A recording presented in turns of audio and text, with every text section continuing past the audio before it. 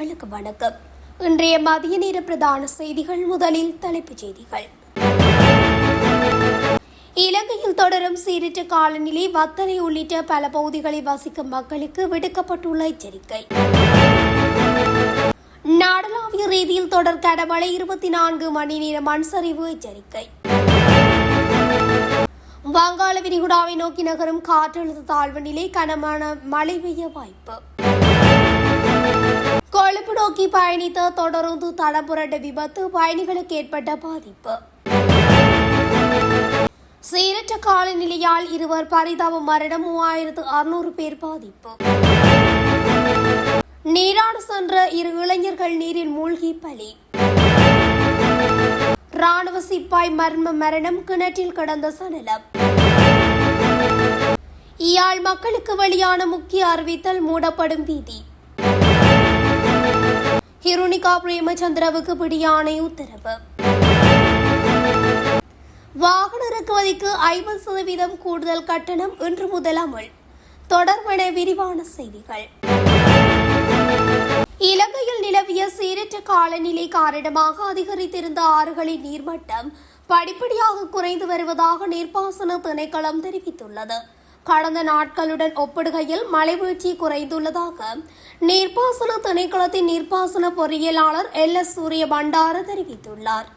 இருப்பினும் களுகங்கையின் மில்லகந்த நிலையத்தின் தரவுகளுக்கு அமைவாக இதுவரையில் சிறு வெள்ள நிலைமை நிலவி வருவதாக அவர் குறிப்பிட்டுள்ளார். இதேவேளை அத்தனகலு ஓயா பகுதியில் இதுவரையிலும் சிறு வெள்ள நிலைமை காணப்படுவதால் அத்தனகலு ஓயாவின் கீழ்நில பகுதிகளான கம்பகா, கட்டாடல், வத்தளை போன்ற பகுதிகளில் வசிக்கும் மக்கள் இது குறித்து அவதானமாக இருக்குமாறு கேட்டுக் கொண்டுள்ளார். கலனிகங்கையொட்டிய ஹங் வெள்ள பகுதியில் தொடர்ந்து மழை பெய்து வருவதாகவும் அதற்குமே இன்றைய தினமும் மழை பெய்யக்கூடிய வானிலை காணப்படுவதால் ஆறுகளின் நீர்மட்டம் குறித்து அவதானத்துடன் இருக்குமாறும் பொதுமக்களிடம் கோரிக்கை விடுக்கப்பட்டுள்ளது. இதேவேளை நேற்று கம்மாலை நிலவரப்படி 73 பிரதான நீர்த்தேக்கங்களில் சுமார் 22 நீர்த்தேக்கங்களும் 19 நடுத்தர அளவிலான குளங்களும் வான் பாய்ந்துள்ளது. எனவே எதிர்வரும் மழைவீழ்ச்சி நிலவரங்களை கருத்தில் கொண்டு வான்கதவுகள் திறக்கப்படுவது குறித்து மக்களுக்கு தெளிவுபடுத்த நடவடிக்கை எடுக்கப்படும் என்றும் மேலும் தெரிவித்துள்ளார். நாட்டில் நிலவி வரும் தொடர் மழையை அடுத்து இரத்தினபுரி மாவட்டத்தின் பல பிரதேச செயலக பிரிவுகளுக்கு 1ஆம் கட்ட மண்சரிவு எச்சரிக்கை விடுக்கப்பட்டுள்ளது. இதன்படி இரத்தினபுரி, எலபாத, குருவிட்ட, ககவத்தை மற்றும் நிவித்திகலை ஆகிய பகுதிகளில் மண்சரிவு அபாயம் குறித்து மக்கள் விழிப்புடன் இருக்க வேண்டும் என அறிவுறுத்தப்பட்டுள்ளது. தேசிய கட்டட ஆராய்ச்சி நிறுவனத்தின் சிரேஷ்ட புவியியலாளர் வசந்த சேனாதீர இது குறித்து தெரிவிக்கையில், மலைப்பாங்கான பகுதிகளில் பெய்து வரும் கடும் மழை காரணமாக ஏற்கனவே மண்சரிவு அறிகுறிகள் தென்பட்ட இடங்கள் மீண்டும் சரிவடையும் அபாயம் காணப்படுவதாகவும் அவர் சுட்டிக்காட்டியுள்ளார். நிலத்தில் திடீர் வெடிப்புகள் ஏற்படுதல், மரங்கள், மின்கம்பங்கள் அல்லது மதில்கள் சாய்வடைதல், தரைமட்டத்தில் இருந்து திடீரென நீரூற்றுக்கள் தோன்றுதல் அல்லது கிணற்று நீர் நிறம் மாறுதல் ஆகிய அறிகுறிகள் தென்படும் பட்சத்தில் மக்கள் உடனடியாக அவ்விடத்தை விட்டு வெளியேற வேண்டும் என்று அவர் மேலும் அறிவுறுத்தியுள்ளார். அபாய வலயங்களில் வசிப்பவர்கள் மற்றும் சரிவான பாதைகளில் பயணிப்பவர்கள் மிகுந்த அவதானத்துடன் இருக்குமாறும் கேட்டுக் கொள்ளப்பட்டுள்ளனர். அனர்த்த முகாமைத்துவ பிரிவினரின் ஆலோசனைகளை பின்பற்றி உடனடியாக பாதுகாப்பான இடங்களுக்கு இடம்பெறுமாறும் வலியுறுத்தப்பட்டுள்ளது. இன்று வடக்கு, கிழக்கு, மேற்கு, வடமேற்கு, மத்திய, சப்ரகமுவ, ஊவா, தெற்கு மாகாணங்கள் கனமான மழையை பெறும் வாய்ப்புள்ளது என்று யாழ்ப்பாண பல்கலைக்கழகத்தின் புவியியல் துறை சிரேஷ்ட விரிவுரையாளரும் வானிலை ஆய்வாளருமான நாகமுத்து பிரதீபராஜா குறிப்பிட்டுள்ளார். நாளை மேற்கு சப்ரகமுவ, தெற்கு, வடமேற்கு மாகாணங்கள் கனமழையையும், வடக்கு, கிழக்கு, வடமத்திய மாகாணங்கள் மிதமான மழையையும் பெறும் வாய்ப்புள்ளது. மத்திய வங்காள விரிகுடாவில் இலங்கையின் பருத்தித்துறைக்கு வடகிழக்கு திசையில் 309 கிலோமீட்டர் தூரத்திலும், இந்தியாவின் கடலூருக்கு கிழக்காக 219 கிலோமீட்டர் தூரத்திலும் மையம் கொண்டிருக்கும் நன்கமைந்த காற்றழுத்த தாழ்வு நிலையின் அமுக்க சாய்வு விசையின் பற்றாக்குறையின் காரணமாக பல மணித்தியாலங்களாக ஒரே இடத்தில் நிலை கொண்டு தற்போது மிக மிக குறைவான வேகத்தில் நகருகின்றது. ஆனாலும் அதன் சுழற்சி வேகமாக இயங்குகின்றது. இதனால் அதன் மையம் அதிக ஈரப்பதனை உள்நோக்கி இருக்கின்றது. இந்த தாழ்வு நிலையின் மையம் ஈர்க்கின்ற அதிகளவிலான ஈரப்பதன் அரபிக்கடலில் இருந்து இலங்கையூடாக வங்காள விரிகுடாவை நோக்கி நகர்கின்றது. இதனால் இலங்கையின் பல பகுதிகளும் பரவலாக கனமழையை பெறுகின்றன. குறிப்பாக அரபிக்கடலில் இருந்து ஈரப்பதன் உள்நுழைகின்ற இலங்கையின் நிலப்பகுதிகளும் மேல் மாகாணம், தென் மாகாணம், வடமேல் மாகாணம், வடமாகாணம், சப்ரகமு மாகாணம், இலங்கையிலிருந்து ஈரப்பதன் வங்காள விரிகுடாவுக்கு வெளியேறுகின்ற இலங்கையின் நிலப்பகுதிகளும், அதாவது கிழக்கு வடக்கு ஊவா பகுதிகளும் கனமழையை பெறுகின்றன.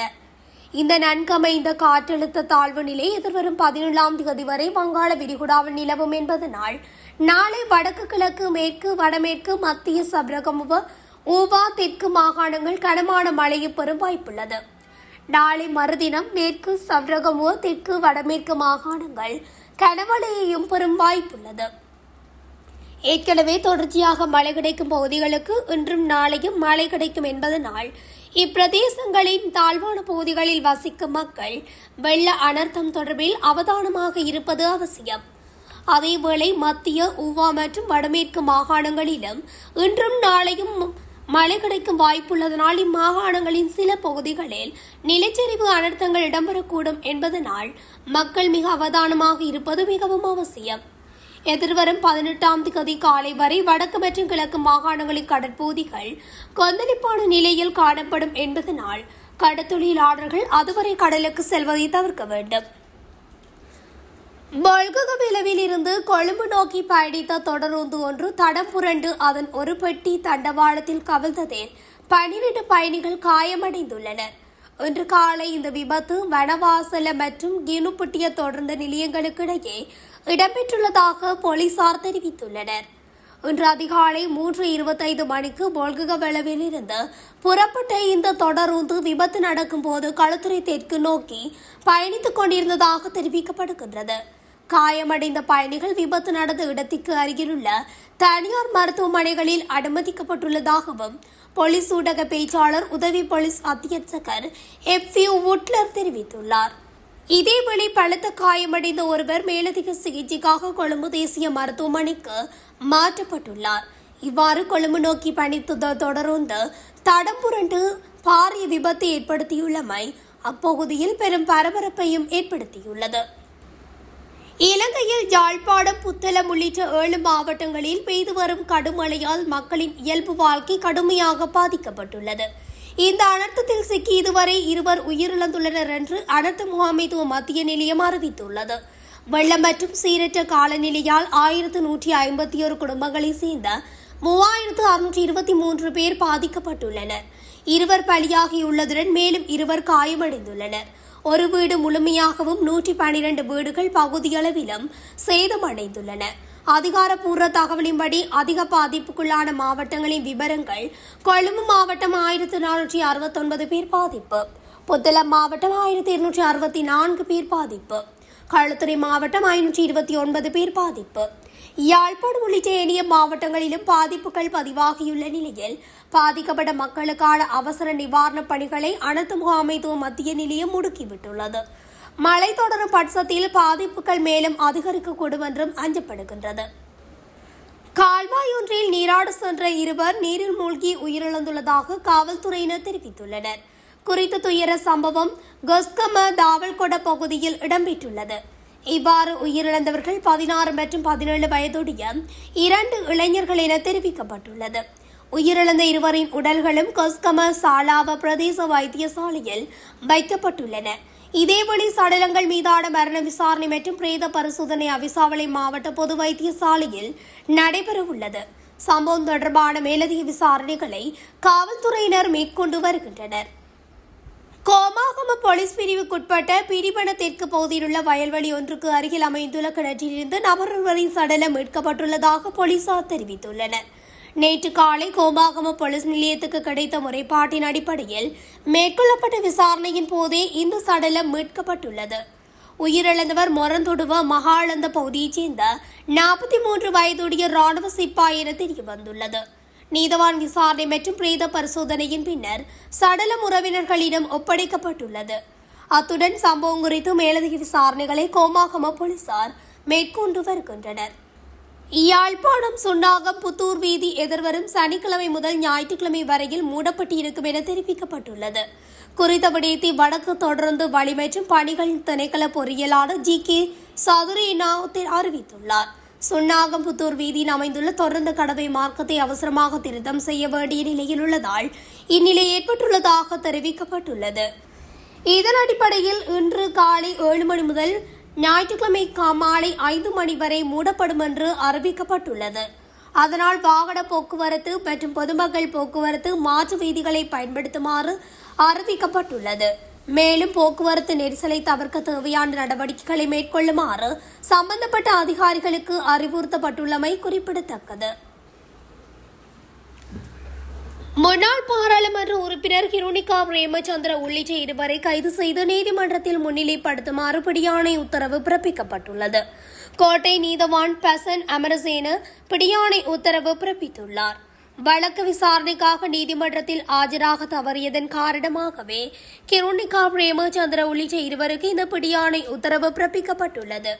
கடந்த 2022ஆம் ஆண்டு ஜனாதிபதி மாளிகை நுழைவாயிலுக்கு அருகில் ஆர்ப்பாட்டத்தில் ஈடுபட்டமை தொடர்பாக ஹிருணிகா பிரேமச்சந்திர உள்ளிட்ட 12 பேருக்கு எதிராக தொடரப்பட்ட வழக்கு வெள்ளிக்கிழமை விசாரணைக்கு எடுத்துக் கொள்ளப்பட்ட போதே இந்த உத்தரவு பிறப்பிக்கப்பட்டது.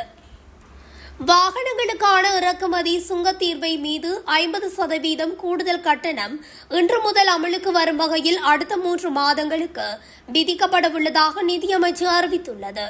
ஜனாதிபதி அனுரகுமார திசாநாயக்கவின் கையொப்பத்துடன் வெளியிடப்பட்டுள்ள விசேட வர்த்தமானி அறிவித்தலின்படி இன்று முதல் 3 மாத காலப்பகுதிக்கு இந்த 50% மேலதிக வரி வசூலிக்கப்படவுள்ளது. இருப்பினும் மே 15 அல்லது அதற்கு முன்னர் கடன் கடிதங்கள் திறக்கப்பட்டுள்ள வாகனங்களுக்கு இந்த புதிய 50% சுங்கவரி பொருந்தாது எனவும் குறிப்பிடப்பட்டுள்ளது. இத்துடன் தமிழொலியின் இன்றைய மதிய நேர பிரதான செய்திகள் நிறைவடைகின்றன. தொடர்ச்சியாக செய்திகளை அறிந்து கொள்ள தமிழொலி ஊடகத்துடன் இணைந்திருங்கள். நன்றி, வணக்கம். தமிழொலி ஒரே பார்வையில் இன்றைய செய்திகளை உடனுக்குடன் தெரிந்து கொள்ள தமிழொலி யூடியூப் தளத்தை சப்ஸ்கிரைப் செய்து இந்த வீடியோ பிடிச்சிருந்தா லைக் பண்ணுங்க, கமெண்ட் பண்ணுங்க, ஷேர் பண்ணுங்க. மறக்காம கீழே இருக்கிற பெல் ஐகானை கிளிக் பண்ணுங்க.